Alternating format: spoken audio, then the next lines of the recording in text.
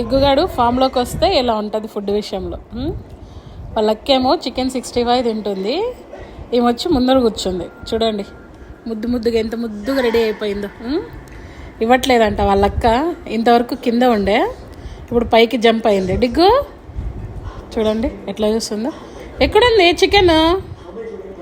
అక్క దగ్గర ఉందా చికెన్? అమ్మా ఇస్తుందంటనా చికెన్? ఇవ్వట్లేదా? అయ్యో, మా డిగ్గు ఏమనుకుంటుంది తెలుసా? ఇదో వచ్చాడు చూడండి మన్మధుడు. అరే మన్మదా, ఏం డిగ్గు చికెన్ ఇవ్వట్లేదు అక్క? ఏం చేద్దాం మరి? అక్క చికెన్ ఇవ్వట్లేదు, ఏం చేద్దాం నాన్న? చెప్పు మరి. అది నువ్వు తినకూడదు. దొంగముండా, నాకు ఇవ్వకుండా తింటున్నావేమే? ఏంటే చిన్న పిల్లని అడుగుతున్నానని కూడా కనికరం లేదా నీకు? ఇవ్వ నాకు. ఎట్లా తింటావు ఎట్లా నన్ను వదిలేసి? మా డిజ్నీ ఇన్నర్ ఫీలింగ్. అది చూడ, ఆ మొహం చూడండి ఎట్లా పెట్టింది అసలుకి. అది చూడండి కోపం. దిగు ఇక్కడ చూడండి పళ్ళు బయటపట్టి వస్తే. ఏంటి నువ్వు